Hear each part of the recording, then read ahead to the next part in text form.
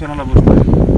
Shirt सुद्धा घातलं नाही, डोक्याला काही बांधलं नाही, कुठे गादी घेतली नाही, तकवी घेतली नाही, पुन्हा बाज घेतली नाही, काय नाही. आणि मला कमीत कमी सकाळपासून 1000 ते 2000 मराठा समाज बांधवांचे आम्हाला फोन आले की आम्ही तुमच्या उपोषणाला भेट द्यायला येतो. पण मी म्हणलो शेतातले काम होतं.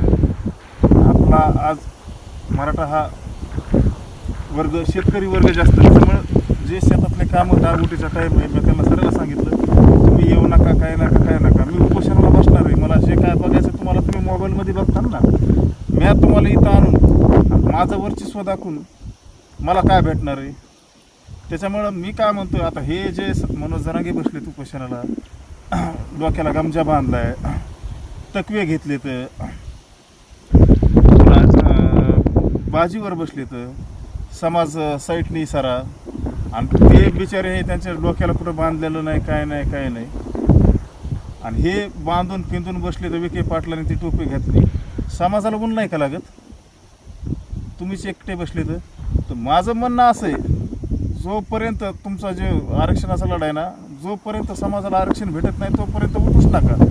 आणि जो आता सगळे सोयरे शब्द निघत नाही, सगळे सोयरे ह्यो कितीत विकला हे शब्द. मराठा कुणबी एक आहे, हा जिहार ह्यो तुम्ही का बोलत नाहीत आज? ह्याची किती सेटलमेंट झाली? सरसकट आरक्षण हा मुद्दा कुठे गेला आता? हे मुद्दे सर विसरून गेले ना. ज्या आरक्षणाचा समाजाला फायदा होता, ACBC असेल, EWS असेल, हे 2 आरक्षण मराठा समाजाच्या फायद्याचे होते. आणि आज हे आरक्षण मराठ्याचं गेलं, तर आज मराठ्यावर एवढा बेकार टाईम आला आहे. हे 10% आरक्षण.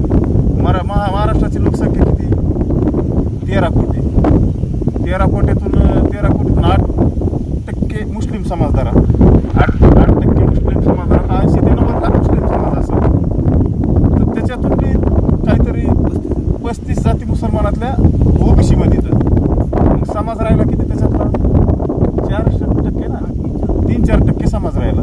तर आज त्या 3-4% समाजाला EWS आरक्षण 10% आरक्षण खायला भेटतंय. आणि आपले लोक काय म्हणतात, कुणबी आम्हाला OBC पाहिजे. अरे पण ते EWS आरक्षण फक्त 3-4% समाजच खायला लागला ना. 10% आरक्षण जे आपलं आरक्षण होतं, आज सर मुसलमानाचे समजा असे टोटल जे आजपासून जेवढे EWS मध्ये लागलेत, सगळ्यात जास्त म्हणजे मुस्लिम समाजच लागले. आणि सगळ्यात जास्त नुकसान हे मराठा समाजच झाले. हे मराठा समाजाच्या लक्षात येणार नाही, आणि एक दिवस येईल, पण त्यावेळेस वेळ निघून गेलेली असेल. ते सारखंच समाजाला सांगतात की मी आता यावेळेस खरंच कुंकू पुसून आलोय. खरंच ते कुंकू पुसून आले असतील का? ते नाही, आता कुकू तर लय वेळेस पुशील आहे ना. आता मुंबईला जाताना मी म्हणले आलो तर तुझा आणि गेलो तर समाजाचा, कुकू पुसून तयार राह. अरे कुकू कवरक पुसतात, त्या बी आमच्या बहिणीचाच माता मावली. पण असं माऊलीचा कुकाचा अपमान करू नका. आणि हे तुम्हाला डायलॉग आता सोबत नाही, हे पांचट झालाय. मी तरी आता हे उन्हात बसलो, शर्ट नाही, काय नाही, इथून उठणार नाही जोपर्यंत EWS आरक्षण, EWS आणि ACBC हे 20% आरक्षण मराठा समाजाला भेटत नाही, तोपर्यंत मी या उन्हातच असंच बसणार. पाणी पिणार नाही, अन्न नाही, काय नाही बाई, असंच बसणार मी. ते काल तुम्हाला असं म्हणाले की आता अमोल हा कुठंही काही बरळायला लागलाय. कोण बराळते? तेच बराळतेत ना. कुठं त्या अजय महाराज बारसकळला काय म्हणले, कोणचा तरी शब्द मारला मीडियाने. त्यांना विचारलं अजय महाराज तुम्हाला महाराज असं बोलले. त्याला मामा तुला काय उपटायची तू उपटे आमचे. अरे काय भाषा आहे ही? महाराष्ट्रातले 13 कोटी समाज तुमचा माता मावल्या त्या बैठ बघतात ना मोबाईलवर, TV वर. तुमच्या तोंडातून जर असे शब्द निघले तर येणाऱ्या तरुण पिढीला ह्याचं मार्गदर्शन काय भेटेल? समाज कोणत्या नजरेने म्हणजे तुमचं हे करेल? तुमच्या घातापाताचं कुठं आलाय तपास?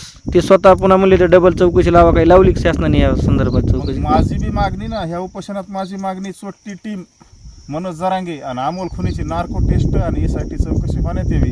त्याच्यात जर मी दोषी जर आढळलो तर मला सरकार जी शिक्षा देईल ती मी भोगायला तयार आहे. माझा समाज जी मला शिक्षा देईल ती मी भोगायला तयार आहे. आणि त्याच्यात जर खोटा गुन्हा सिद्ध झाला तर मग ह्यांना बी सुट्टी नाही. ह्यांना बी आहे का बेकार शिक्षा, जी दुबईला, इराकला ते तिकडं आहे का शिक्षा, कशी शिक्षा ह्यांना देण्यात यावी. सुट्टी टीममध्ये कोण कोण आहे नेमकं? छोट्या टीममध्ये लय मोठे ते टोटल लाभार्थी टोळी तर काय आता सारेच कशाला नाव काही सारी छोटी टीम आहे लय मोठे ते 20-25-30 जण आहेत ती छोटी. आणि हे सगळे सोयरे मराठा कुणबी हा शब्द आता निघत नाही पाटलाचा. ह्या शब्द म्हणजे काय विकला का कितीमध्ये डील झाली हे काय कळनाच मला. आणि असे स्टंट समाजाला कुठंतरी आहे का समाजाचं वाटोळं होतं असे स्टंटने. ते तुमच्या कुठल्याच प्रश्नावर उत्तर देत नाहीत, हा समाजात सुद्धा संभ्रम आहे. नेमकं ह्यावर तुमचं मत काय? त्यांच्याकडं माझ्या एका बी प्रश्नाचं उत्तर नाही. कारण ते जर खरे 96 कोळी मराठा असतील तर माझ्या प्रश्नाचं उत्तर देतील.